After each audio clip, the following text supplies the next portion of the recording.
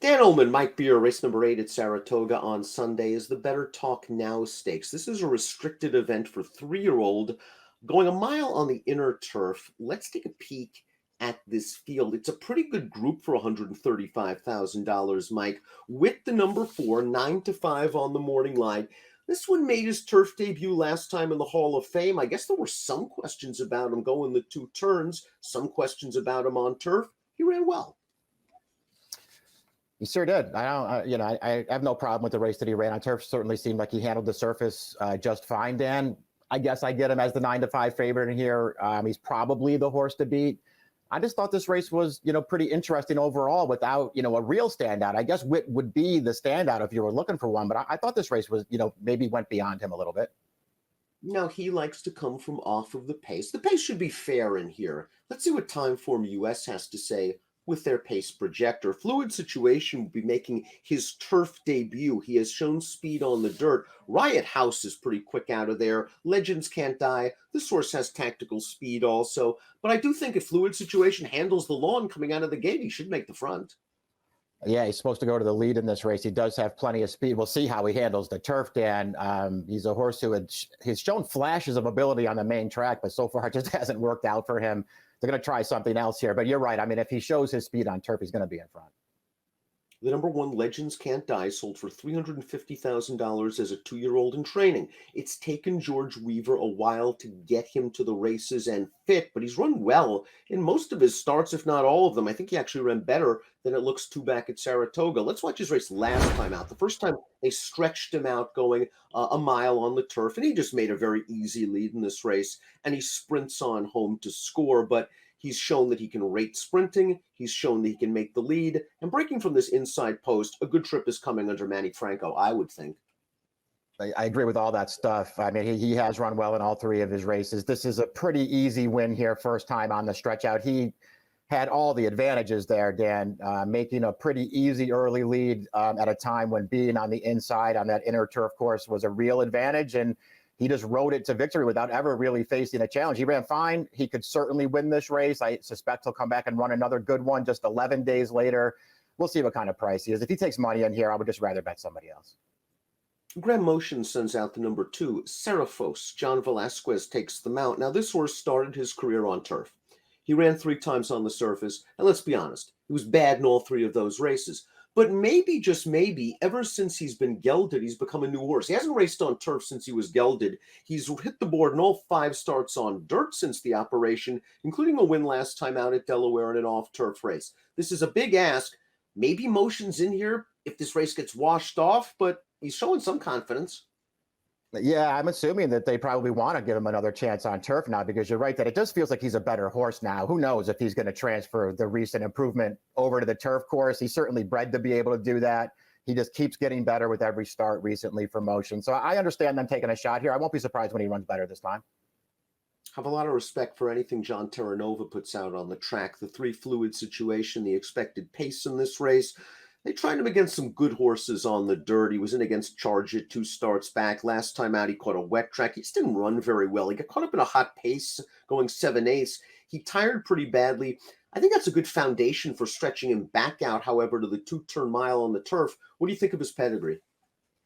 Yeah, I don't think he doesn't have enough pedigree for me to be interested with this surface switch, but I do think he's a horse who has some talent. I've actually been doing a little bit of chasing of him since he broke his maiden. Really impressive at Tampa. They've tried some tough spots with him. Hasn't worked out. I wish he had run, a little bit better in a couple of those recent races, but I still think he has talent. I don't know, man. I couldn't talk myself into him. I have a lot of respect, like you do, for Terranova, and I really do like this horse.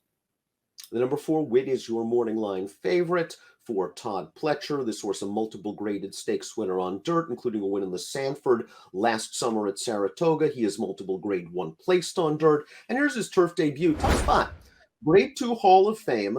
He worked out a pretty good trip. It was mostly kind of an inside-out deal for Whit and Jose Ortiz. And once he gets into the clear, he starts to pick it up, and he's making up ground, gets into second late. Everything worked out pretty well for him here, as you've already mentioned, that he got to save a lot of ground off the pace. I get that the horse that wins the race went wire to wire. I didn't think it was necessarily a super slow pace, though, that, sort of gave the closers no chance at all in there. I thought Whit just ran a perfectly fine race, making up a lot of ground at the end there to finish a clear-cut second. He ran fine in there, and I won't be surprised if he wins this race. I just don't know how short a price I would want to take on him. Trainer Michael Maker as our next two entrants, the 5 Mboite, the 6 Camp David. Mboite was purchased for $125,000 in November. He won his maiden for 75 two starts back at Saratoga. And let's just say the trip didn't work out for him last time out in a first level allowance.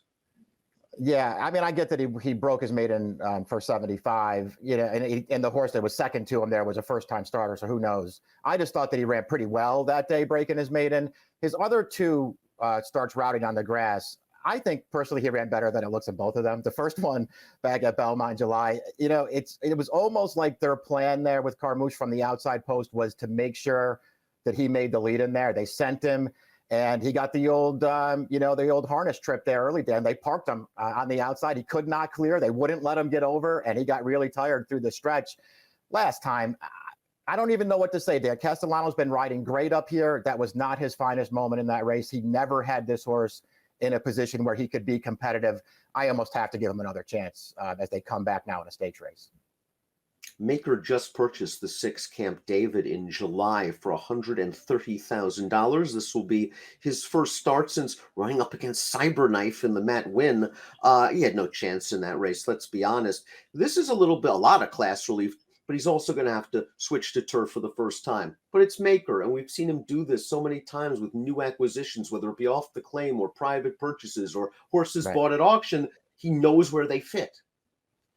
Yeah, agreed. I thought this horse was mildly interesting too. He's going to have to improve, obviously, with the surface switch. There's enough pedigree, Dan, for me to get behind this horse a little bit at a price. Pioneer of the Niles, pretty versatile. The Dam was a dirt horse, a pretty good dirt horse, but she's a sister to Decked Out, who was a Grade 1 winner on the grass in California. The second Dam was a 2-time stakes winner on the turf. I'm going to use this horse at a price. Class and distance relief for the 7 Napoleonic War, Chad Brown, Flavian Pratt. This horse drops out of the Grade 1 Belmont Derby, a race in which he was wired by Classic Causeway, and Pratt tried to get him into the race early. He flattened out. It was a rare poor performance for this colt. His race in the 2 starts back in the Pennine Ridge, good effort. Again, Emmanuel kind of had a pace edge on him that day.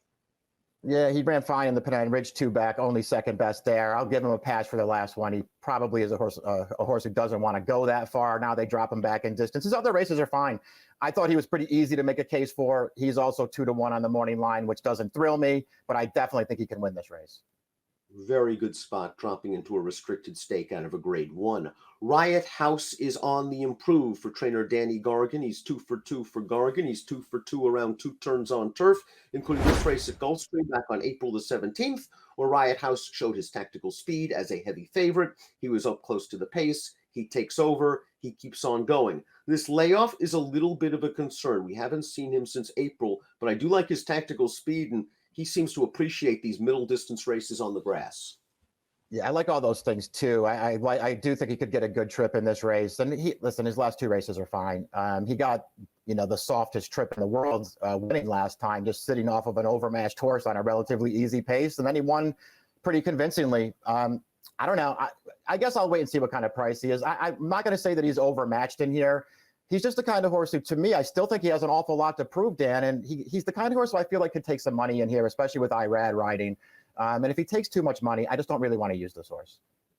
I wonder if some of these other horses might have a little more upside than 9. 02035, who's already started 13 times, including once already at this Saratoga meet. Let's watch that first level allowance race. On August the 13th, he was a big price. He is in with a big look, and he's going to finish an okay second. A tough outside post position as he's back up in class. Right. He's a pretty tactical horse, though, so he could get the right kind of trip, whether that be up close to the pace or coming from off it. It doesn't seem to matter to this horse.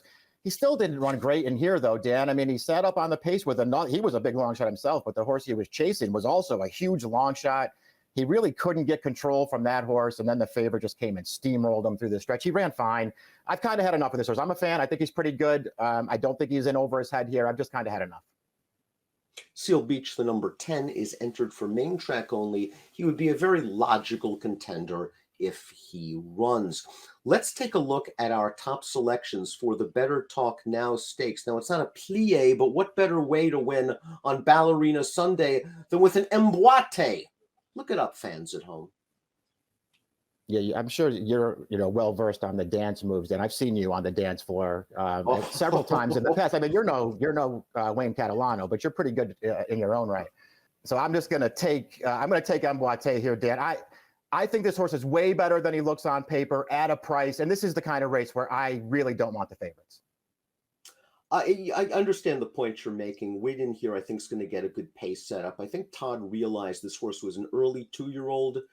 Probably wasn't going to be among his best 3-year-olds. He's trying to experiment with this horse in middle distances on the turf. I wonder how they're going to bet this race. I know it's the favorite, but Napoleonic War's got perhaps better turf form and is coming out of better turf races.